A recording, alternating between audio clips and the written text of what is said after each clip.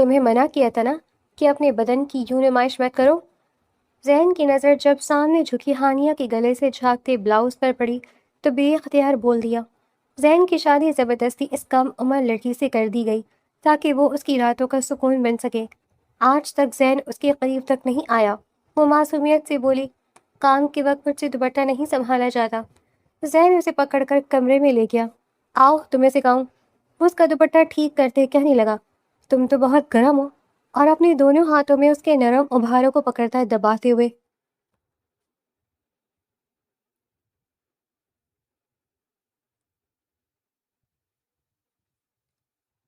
تم اپنے ہوش میں تو ہو ہانیہ؟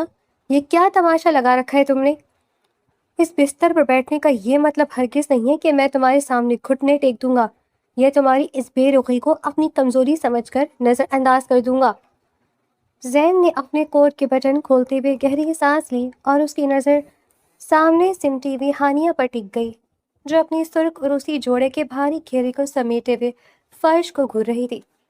میں نے کوئی تماشا نہیں لگایا زین، تماشا تو اس دن لگا تھا جس دن میری مرضی اور میرے خوابوں کا گلا گھونٹ کر مجھے اس بندھن میں باندھ دیا گیا تھا، جس کی نہ کوئی منزل ہے اور نہ ہی کوئی مستقبل۔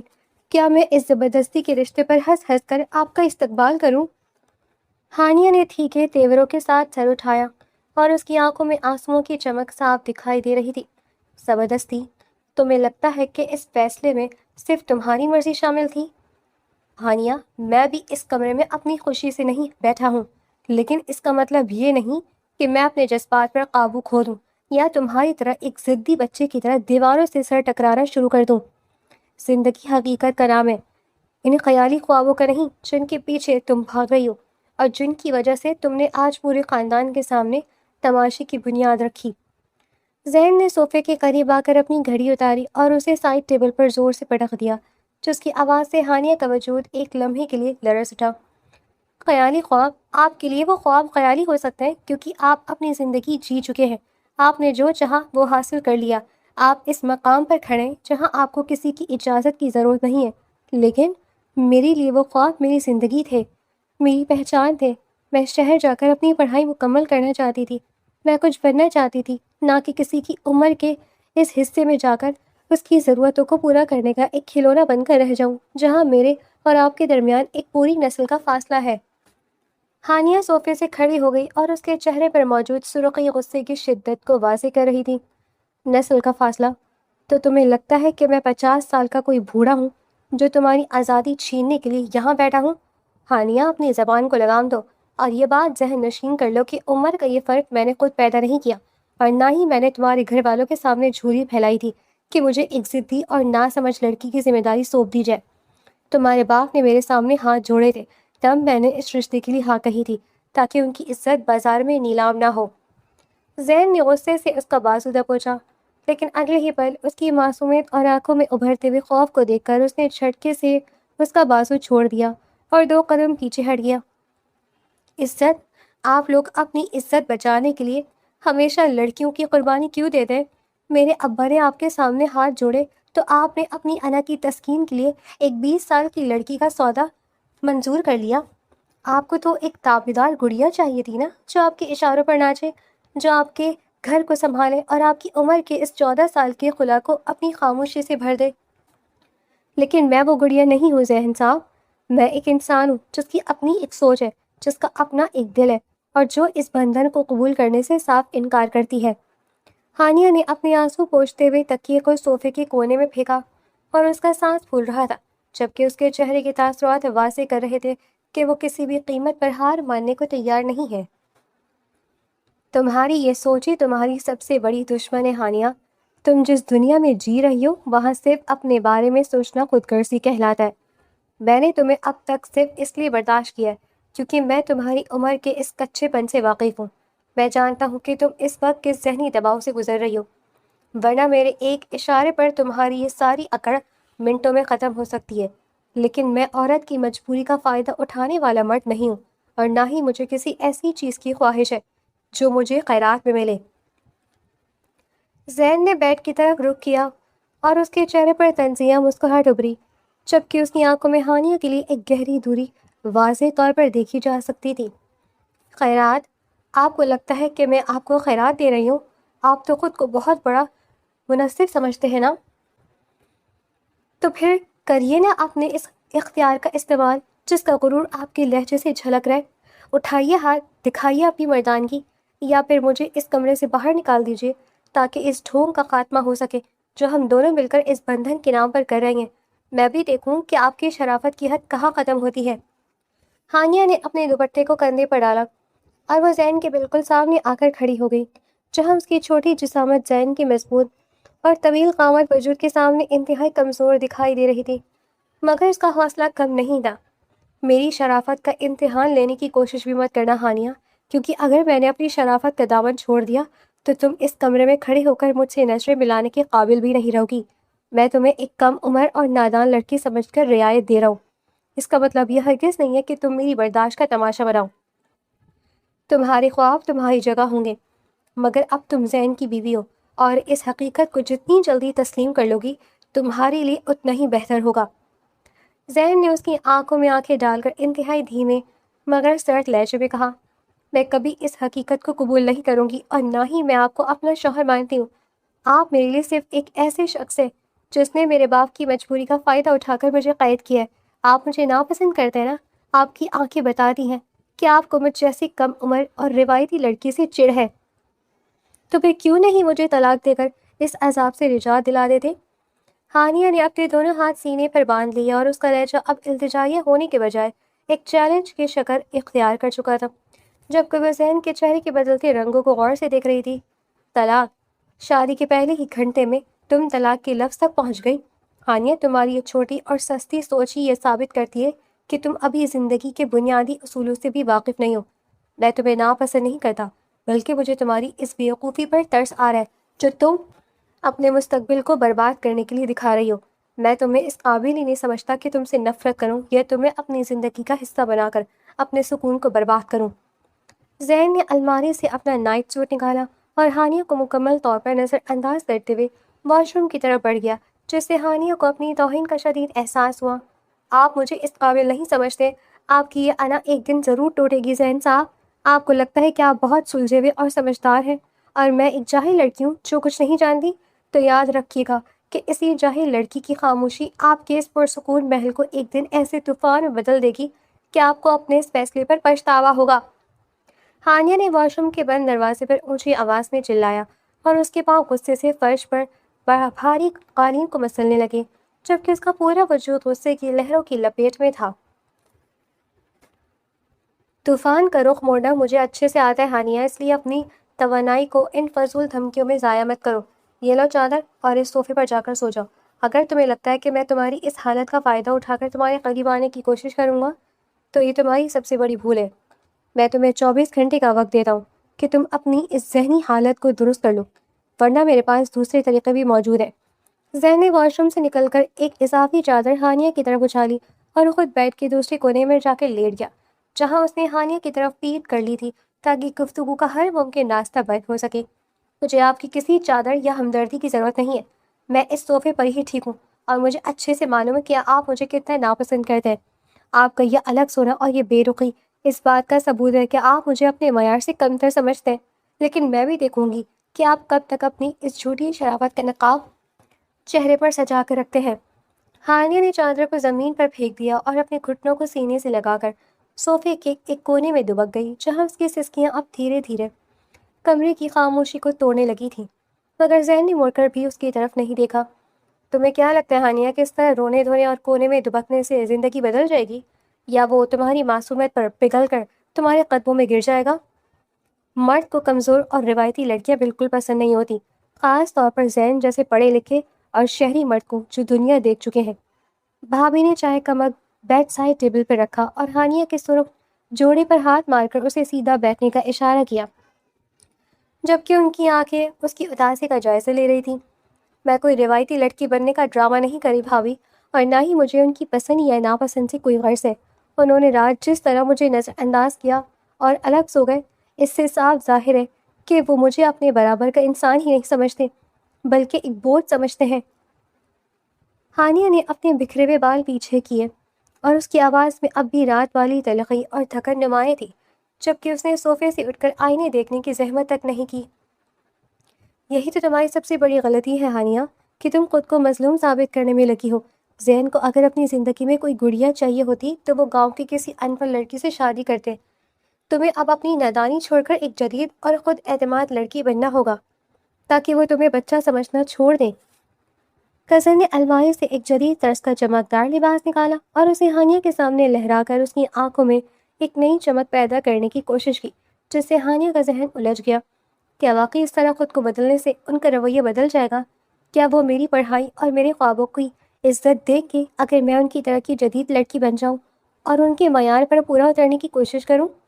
ہانیہ نے اس لباس کو ہاتھ میں لیا اور اس کے چہرے پر اب خوف کی جگہ ایک عجیب سی الجھن اور امید کی لہر دوڑ گئی تھی، جبکہ اس کی انگلیاں اس کپڑے کے ڈیزائن کو ٹٹول رہی تھیں۔ بالکل بدل جائے گا ہانیہ۔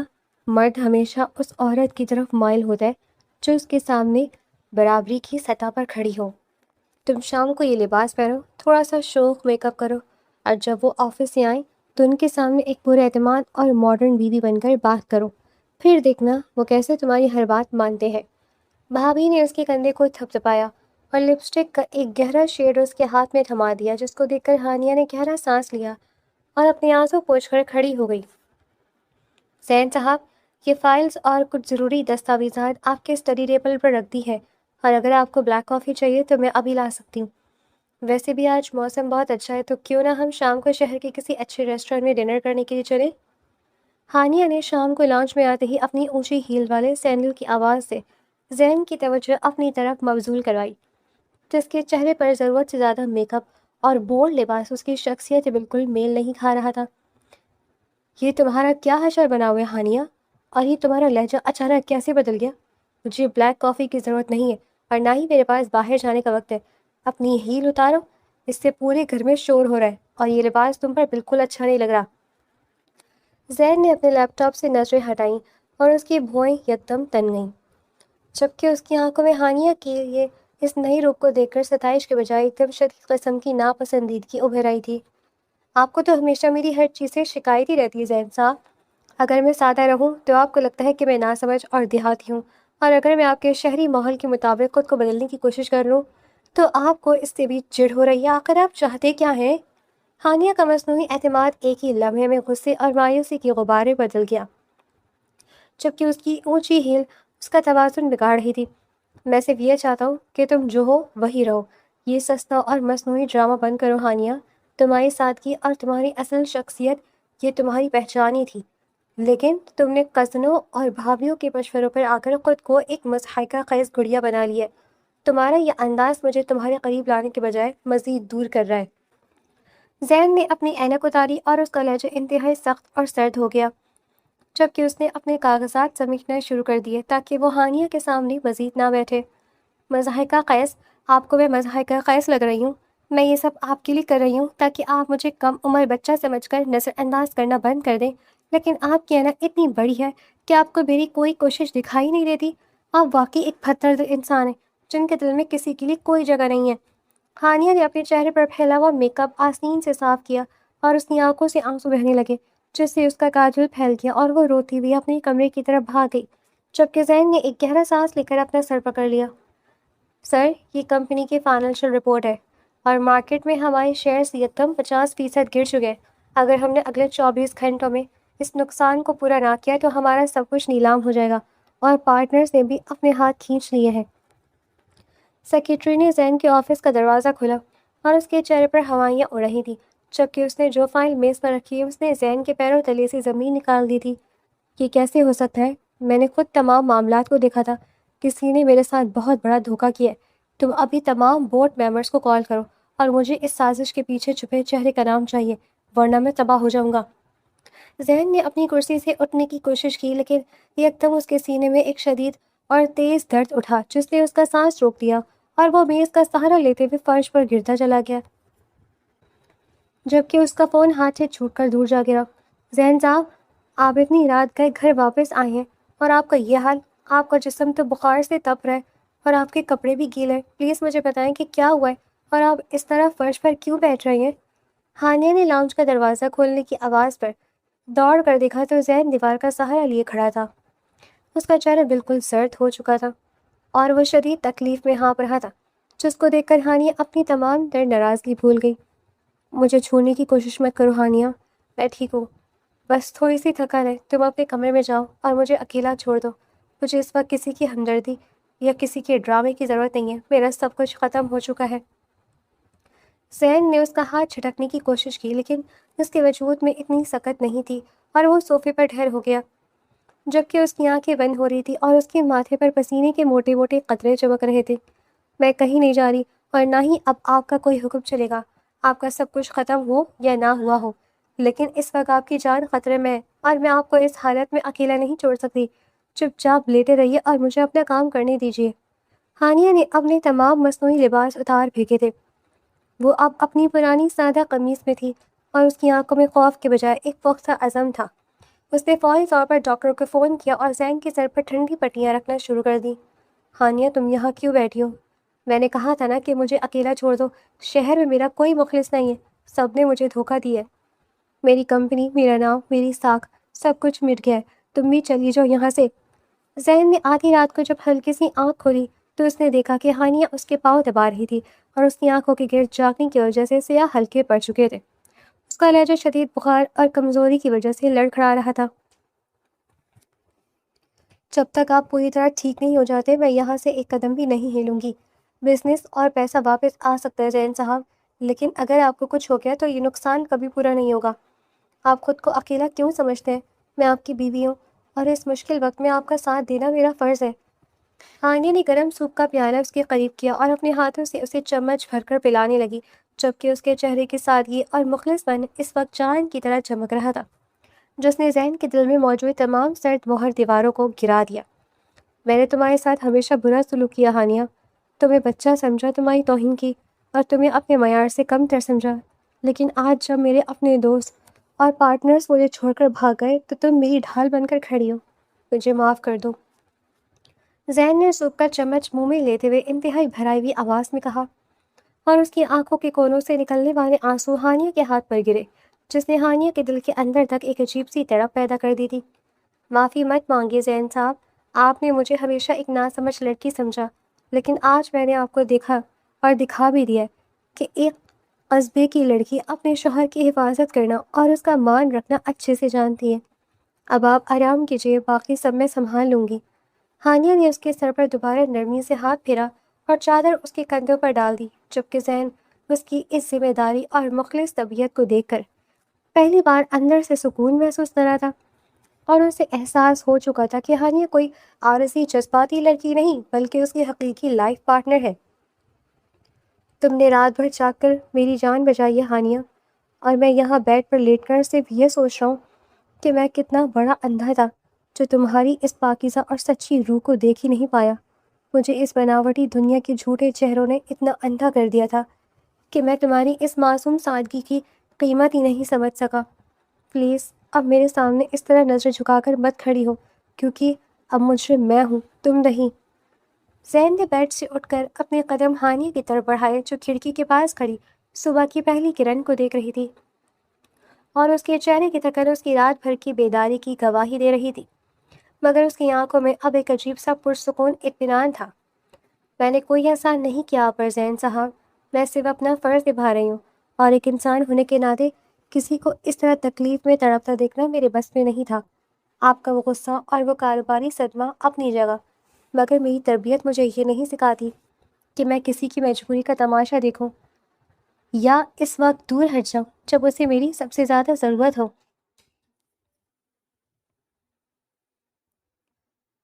ہانیہ نے مڑ کر زین کی طرف دیکھا اور اس کے لہجے میں اب وہ پرانی اکڑ یا غصہ بالکل نہیں تھا، بلکہ اس کی جگہ ایک دھیمی سی نرمی نے لے لی تھی، جبکہ اس کے ہاتھ اب بھی کھڑکی کے پردے کو ہلکے سے چھو رہے تھے۔ نہیں ہانیہ، یہ صرف فرض نہیں تھا، یہ تمہارا وہ خلوص تھا جس کا میں حقدار بھی نہیں تھا۔ میں نے ہمیشہ تمہیں اپنی عمر کی خلا کی وجہ سے کمتر سمجھا۔ مجھے لگتا تھا کہ تم ایک نادان اور ضدی بچی ہو جو زندگی کے فیصلوں کو نہیں سمجھ سکتی، لیکن کل رات تم نے جس طرح ایک میچور لائف پارٹنر کی طرح مجھے سنبھالا اور اس بحران سے نکالا، اس نے میری مردانگی کے جھوٹے غرور کو ہمیشہ کے لیے مٹی میں ملا دیا ہے۔ اب تمہیں کسی کے کہنے پر خود کو بدلنے یا ماڈرن بننے کا ڈرامہ کرنے کی کوئی ضرورت نہیں ہے، کیونکہ میں تمہاری اسی سادگی کا دیوانہ ہو چکا ہوں۔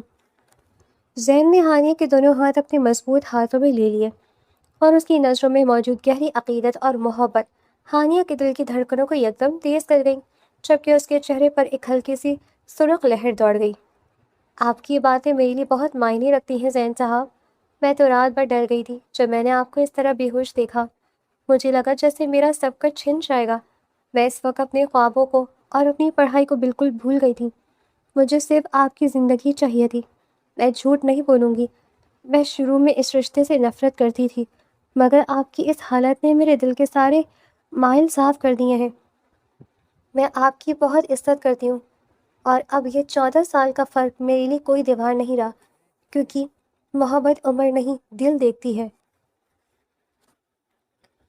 ہانیہ کی آنکھوں سے آنسوؤں کا سیلاب بہہ نکلا اور اس نے اپنا سر زین کے چوڑے سینے پر رکھ دیا، جہاں اس کی ہچکیاں اب کمرے کے پرسکون ماحول میں گونج رہی تھی اور اس کے ہاتھ زین کی قمیص کو سختی سے تھام چکے تھے۔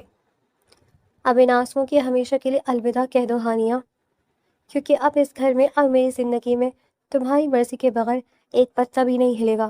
ہم دونوں مل کر اس رشتے کی ایک نئی اور خوبصورت شروعات کریں گے، جہاں نہ کوئی دوری ہوگی اور نہ ہی کوئی غلط فہمی۔ تم میری بیوی ہو اور میرا وجود اب تمہاری خوشیوں کے بغیر بالکل ادھورا ہے۔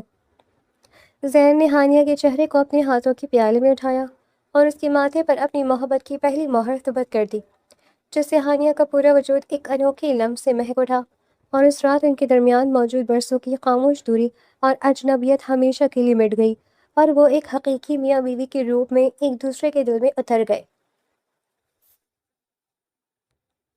کہ کیا ہے زین صاحب، آپ اتنی صبح صبح میرے لیے یہ بڑا سا لفافہ کیوں لے کر آئے ہیں، اور آپ کے چہرے پر یہ پراسرار مسکراہٹ کیسی ہے؟ مجھے تو لگتا ہے کہ آپ پھر سے بزنس کے کاموں میں اتنے مصروف ہو گئے ہیں کہ اب آپ کو اپنے گھر کا بھی ہوش نہیں رہا۔ ہانیہ نے کچن سے نکل کر اپنے ہاتھ دوپٹے سے پوچھے اور اس کی نظریں لاؤنج کے صوفے پر بیٹھے زین پر ٹک گئیں، جو ہاتھ میں ایک فائل لیے اس کا انتظار کر رہا تھا، اور اس کے چہرے کی چمک بتا رہی تھی کہ کوئی بہت بڑی خوشی ان کی منتظر ہے۔ مصروفیت اپنی جگہ ہانیہ، مگر میری زندگی کا سب سے بڑا بزنس اب تمہاری خوشیاں ہیں۔ ذرا اس لفافے کو کھول کر تو دیکھو کہ اس کے اندر کیا ہے۔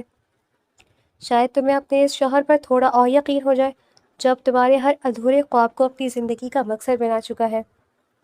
زین نے وہ لفافہ ہانیہ کی طرف بڑھایا، اور اس کا انداز اتنا دلکش تھا کہ ہانیہ نے بنا کوئی سوال کیے تیزی سے اس کے پاس آ کر وہ کاغذات اپنے ہاتھ میں لے لیے، اور اس کی سرسری نظر ان پر جم گئی۔ یہ تو شہر کی سب سے بڑی یونیورسٹی کا ایڈمیشن لیٹر ہے، اور اس پر میرا نام لکھا ہوا ہے۔ زین، کیا یہ سچ ہے؟ کیا آپ واقعی مجھے آگے پڑھنے کی اجازت دے رہے ہیں؟ میں تو سمجھی تھی کہ شادی کے بعد اب میرے وہ سارے خواب صرف کچن کی دیواروں تک محدود رہ جائیں گے۔ ہانیہ کے ہاتھ کانپنے لگے اور اس کی آنکھیں خوشی کے مارے پھیل گئیں، جبکہ اس نے اس کاغذ کو اپنے سینے سے لگا لیا، جیسے اسے اب بھی یقین نہ آ رہا ہو کہ اس کا سب سے بڑا خواب اس کے سامنے حقیقت بن کر کھڑا ہے۔ اجازت دینے والا میں کون ہوتا ہوں ہانیہ؟ یہ تو تمہارا حق تھا جو میں نے اپنی انا کی وجہ سے تم سے چھین رکھا تھا۔ تم نے میری مشکل وقت میں میرا ساتھ دیا، میری کمپنی کو سنبھالنے میں میری ذہنی مدد کی، تو کیا میں اتنا خود غرض ہوں کہ تمہاری زندگی کے سب سے بڑے مقصد کو ہی دبا دوں؟ تم کل سے یونیورسٹی جاؤ گی اور اپنی بزنس مینجمنٹ کی ڈگری مکمل کرو گی، تاکہ تم کل کو میرے ساتھ میرے آفس پہ بیٹھ کر کمپنی کے فیصلے کر سکو۔ زین صوفے سے کھڑا ہوا اور اس نے ہانیہ کے سر پر ہاتھ رکھ کر اسے ایک نئی طاقت کا احساس دلایا، جس سے ہانیہ کی آنکھوں میں فخر اور محبت کے ستارے چمکنے لگے۔ میں آپ کو کبھی مایوس نہیں کروں گی زین صاحب۔ میں صبح گھر کا سارا کام وقت پر ختم کروں گی، آپ کے لیے ناشتہ اور کھانا خود تیار کروں گی، اور اس کے بعد اپنی پڑھائی پر بھی توجہ دوں گی۔ اب آپ دیکھیں گے کہ ایک قصبے کی لڑکی کس طرح اپنے گھر کو بھی جنت بناتی ہے، اور شہر کی اس یونیورسٹی میں ٹاپ کر کے آپ کا نام بھی روشن کرتی ہے۔ ہانیہ نے اپنے آنسو صاف کیے، اور اس کے لہجے میں ایک پروفیشنل اور خود اعتماد عورت کی جھلک صاف دیکھی جا سکتی تھی، جس نے زین کے دل میں اس کے لیے عزت اور احترام کو 100 گنا بڑھا دیا تھا، اور وہ فخر سے مسکرا اٹھا۔ مجھے تم پر پورا یقین ہے ہانیہ کہ تم جو چاہو وہ حاصل کر سکتی ہو۔ تمہاری یہی ہمت اور یہ توازن ہی تو مجھے تمہارا غلام بنا چکا ہے۔ اب جلدو جلدی سے تیار ہو جاؤ کیونکہ آج ہمیں یونیورسٹی جا کر تمہاری فیس جمع کروانی ہے اور تمہارے لیے پڑھائی کا تمام ضروری سامان بھی خریدنا ہے۔ زین نے اپنی گاڑی کی چابی اٹھائی اور ہانیہ نے مڑ کر ایک بار پھر اس ایڈمیشن لیٹر کو دیکھا، اور اس کے چہرے کی مسکراہٹ اس بات کا ثبوت تھی کہ اب ان کا یہ بندھن زبردستی کا نہیں بلکہ دنیا کا سب سے مضبوط اور خوبصورت رشتہ بن چکا ہے، جہاں دونوں ایک دوسرے کے خوابوں کے محافظ بن چکے تھے۔ ابا جی، آپ یہاں صوفے پر آرام سے بیٹھے ہیں، اور بھابھی آپ ادھر آئیں، میں آپ کو دکھاؤں کہ شہر کے اس گھر میں نے اپنے قصبے کی یادوں کو کیسے سجا کر رکھا ہے۔ ویسے بھی آپ لوگ اتنے سالوں بعد میرے گھر آئے ہیں، تو آج میں آپ کو اپنے ہاتھ کا بنا ہوا خاص کھانا کھلاؤں گی جس کی تعریف زین روز کرتے ہیں۔ ہانیہ نے لاؤنج کے بڑے دروازے سے داخل ہوتے ہی اپنے والد کا ہاتھ تھاما، اور ان کے چہرے کی مسکراہٹ اس کے اندر کے گہرے سکون کو بیان کر رہی تھی، جبکہ اس کی گود میں موجود 2 سال کا خوبصورت بچہ اپنے نانا کی داڑھی کو چھونے کے لیے ہاتھ بڑھا رہا تھا۔ ہم تو صرف یہ دیکھنے آئے تھے ہانیہ کہ تم اس اتنے بڑے شہر اور اتنے بڑے بنگلے میں کس حال میں ہو، لیکن تمہارے اس چہرے کا نور اور تمہاری عزت دے کر میری بوڑھی آنکھیں سچ میں ٹھنڈی ہو گئی ہیں۔ مجھے تو ڈر تھا کہ عمر کا اتنا بڑا فرق کہیں تمہاری زندگی میں کوئی تلخی نہ گھول دے، مگر تم نے تو کمال ہی کر دیا ہے۔ ابا جی نے بچے کو اپنی گود میں لیا اور ان کی آنکھوں میں فخر کے آنسو صاف دیکھے جا سکتے تھے، جبکہ وہ حیرت سے لاؤنج کی دیواروں پر لگی ہانیہ کی یونیورسٹی کی گولڈ میڈل والی تصویر کو گھور رہے تھے۔ عمر کا فرق تو صرف ایک عدد ہوتا ہے ابا جی، اصل چیز تو سوچ کا میل اور ایک دوسرے کے جذبوں کی عزت کرنا ہے۔ جب زین صاحب نے میرا ساتھ دیا اور مجھے پڑھایا تو میرے دل سے وہ سارے خواب خود بخود ختم ہو گئے جو شادی کی پہلی رات میرے ذہن پر سوار تھے، اور اب تو میں ان کی کمپنی کی فائنینشیل ڈائریکٹر ہوں۔ ہانیہ نے چائے کی ٹرے میز پر سجائی، اور اس کی حرکات میں اب ایک انتہائی سلجھی ہوئی اور کامیاب بزنس وومن کا وقار جھلک رہا تھا، مگر اس کا لہجہ اب بھی اپنے بزرگوں کے سامنے عاجزی سے بھرپور تھا۔ ہانیہ بیٹی، مجھے تو یقین ہی نہیں آ رہا کہ یہ وہی ضدی لڑکی ہے جو شادی کے نام پر پورے گھر کو سر پر اٹھا لیتی تھی اور شہر آنے سے ڈرتی تھی۔ زین صاحب نے سچ مچ تمہیں ایک ملکہ کی طرح رکھا ہے، ورنہ ہمارے یہاں تو شادی کے بعد لڑکیوں کے سارے خواب کچن کے دھوئے میں اڑ جاتے ہیں۔ بھابھی نے ہانیہ کے ریشمی دوپٹے کو چھو کر دیکھا، اور ان کا چہرہ حیرت اور خوشی کے ملے جلے تاثرات سے لال ہو رہا تھا، کیونکہ وہ تو ہانیہ کو ہمیشہ ایک روایتی مشورہ دینے والی نندوں کی طرح دیکھتی آئی تھیں۔ ملکہ تو یہ میرے دل کی ہے بھابھی جی، اور اس گھر کی اصل مالکن بھی یہی ہے۔ میں نے تو صرف ان کے خوابوں کو ایک چھوٹا سا راستہ دکھایا تھا، باقی اس مقام تک پہنچنا اور اس بزنس کو سنبھالنا صرف ہانیہ کی اپنی محنت اور مخلص طبیعت کا نتیجہ ہے، جس نے میری ڈوبتی ہوئی کمپنی کو بھی سہارا دیا۔ زین نے آفس کا بیگ سائڈ ٹیبل پر رکھا، اور وہ مسکراتا ہوا ابا جی کے قریب آ کر بیٹھ گیا، جبکہ اس کی نظروں میں ہانیہ کے لیے موجود گہرا پیار اور احترام پورے کمرے کے ماحول کو ایک خوبصورت احساس سے بھر رہا تھا۔ زین صاحب، آپ آج آفس سے اتنی جلدی آ گئے؟ میں نے تو ابھی تک آپ کی پسند کا سوپ بھی تیار نہیں کیا تھا، اور دیکھیے نا ابا جی اور بھابھی کے سامنے آپ میری اتنی تعریفیں کر رہے ہیں کہ مجھے شرم آنے لگی ہے۔ آپ جلدی سے ہاتھ منہ دھو لیں تاکہ ہم سب مل کر کھانا کھائیں۔ ہانیہ نے زین کے کوٹ کو اپنے ہاتھ میں لیا، اور اس کی آنکھوں کا چمکتا ہوا کاجل اب کسی بناوٹ کا محتاج نہیں تھا، بلکہ اس کا چہرہ اپنی قدرتی معصومیت اور سادگی کے ساتھ زین کے دل پر راج کر رہا تھا۔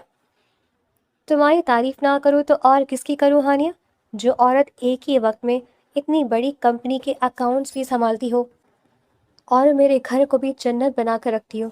اس کی عزت کرنا تو مجھ پر فرض ہے۔ ابا جی، آپ گواہ رہیے گا کہ آپ کی بیٹی نے مجھے محبت کا وہ مطلب سکھایا ہے جو میں بڑی بڑی کتابوں میں بھی نہیں پڑھ سکتا تھا۔ زین نے بچے کو اپنی گود میں لے کر اس کے گال کو چوما، اور اس کا انداز اتنا پرسکون تھا کہ ابا جی نے بے اختیار اپنے دونوں ہاتھ دعا کے لیے اٹھا دیے، اور ان کے چہرے کی جھریاں ہنسی سے کھل اٹھیں۔